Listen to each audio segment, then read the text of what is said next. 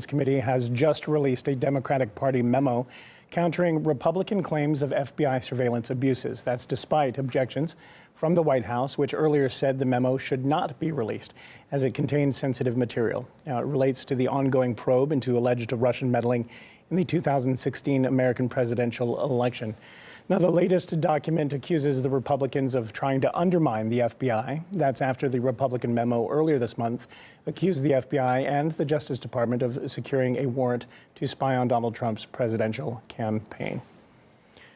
All right, now, after the memo was released, Donald Trump tweeted, "The Democrat memo response on government surveillance abuses is a total political and legal bust." He went on to say that the FBI failed to disclose that the notorious Trump dossier was paid for by the Clinton campaign and the Democratic Party.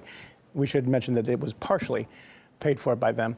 Now, according to the Republicans, the warrant to spy on the Trump campaign was based on unverified claims made in that dossier written by the former British spy Christopher Steele. However, according to the Democrat memo, the FBI probe long predated the receipt of Steele's information.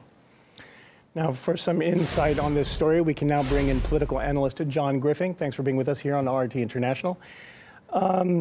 What a day. I mean, the memo wars continue, I guess. So, as we just heard, Donald Trump claims this Democratic memo actually vindicates him and confirms that the surveillance against him was illegal. I don't think the Democrats see it that way. Do you think he's right?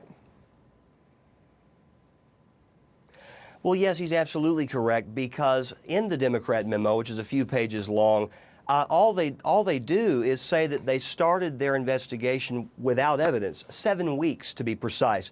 Prior to getting the Steele dossier, they started their investigation. If you remember at the time, Senator Dianne Feinstein said we have to start an investigation to find out why we have to investigate. Never before in the annals of jurisprudence have you ever seen an investigation start without probable cause, without sufficient evidence. So they essentially admitted to not having evidence and to pursuing this investigation without evidence, in other words, they got lucky with the Steele dossier, at least they thought they did, and they used that 7 weeks in. So you're not talking about a long period of time between the time that the Democrats initiated this investigation and they used the Steele dossier. It's not an eternity here. Now, this document claims that the Republican memo was a transparent effort to undermine the FBI, the special counsel, and the Congress investigations, and that it risks public exposure of sensitive sources for no legitimate purpose. Do you think that these are fair accusations?